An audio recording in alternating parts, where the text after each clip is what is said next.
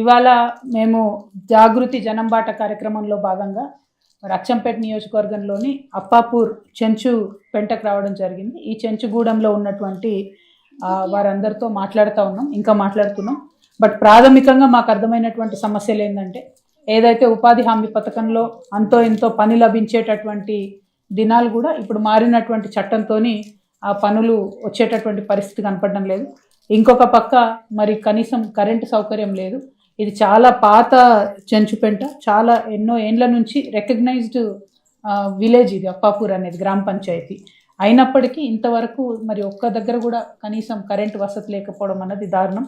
ఇక్కడ near by safari park ఇవన్నీ కూడా చేసినారు, కరెంటు పోల్స్ కూడా చాలా ఉన్నాయి. మరి ఈ గ్రామానికి ఇమీడియట్గా ఖచ్చితంగా ఎలక్ట్రిసిటీ ఇవ్వాలి, కరెంట్ ఇవ్వాలని చెప్పి నేను ప్రభుత్వాన్ని డిమాండ్ చేస్తూ ఉన్నాను.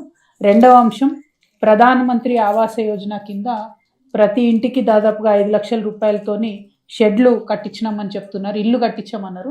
కానీ అది ఇల్లులాగా లేదు, షెడ్ లాగా ఉంది.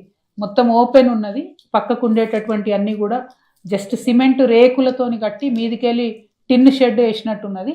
సో వాన పడితే కూడా ఇంటి లోపలికి వచ్చే పరిస్థితి ఉన్నది, అట్లానే ఎండ కొడితే కూడా విపరీతమైనటువంటి వేడి ఉన్నదని చెప్పి కూడా ప్రజలు చెప్తా ఉన్నారు.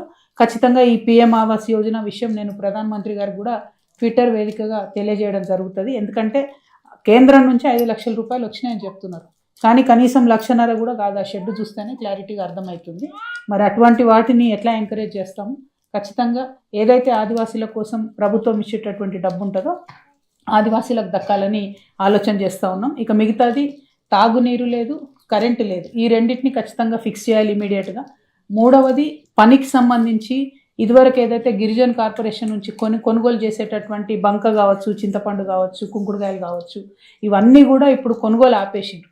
ఇక్కడనే కాదు, తెలంగాణలో అన్ని గిరిజన జీసీసీలు అన్నీ కూడా ఆగిపోయినటువంటి పరిస్థితి ఉన్నది. ఐటీడీఏ నుంచి కూడా నామమాత్రం సేవలు అందుతున్నట్టుగా కనబడుతున్నది. కాబట్టి ప్రత్యేకించి ఈ అప్పాపూర్లో ఉండేటటువంటి ఈ చెంచు పెంటలకు సంబంధించి అన్ని పెంటల్లో కూడా ఎలక్ట్రిసిటీ అవకాశం ఉంది, వేయొచ్చు.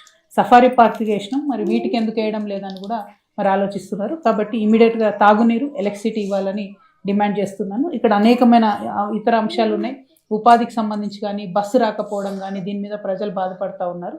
మరి ఆటోలు ఓవర్ ఛార్జ్ చేస్తున్నాయి, వాటికి పే చేయలేమని చెప్తున్నారు. సో ఇట్లాంటి అనేక కష్టాలు ఉన్నాయి, వీటన్నిటి మీద కూడా ప్రభుత్వం దృష్టి సారించాలని చెప్పి నేను డిమాండ్ చేస్తూ ఉన్నాను. Thank you. జై తెలంగాణ.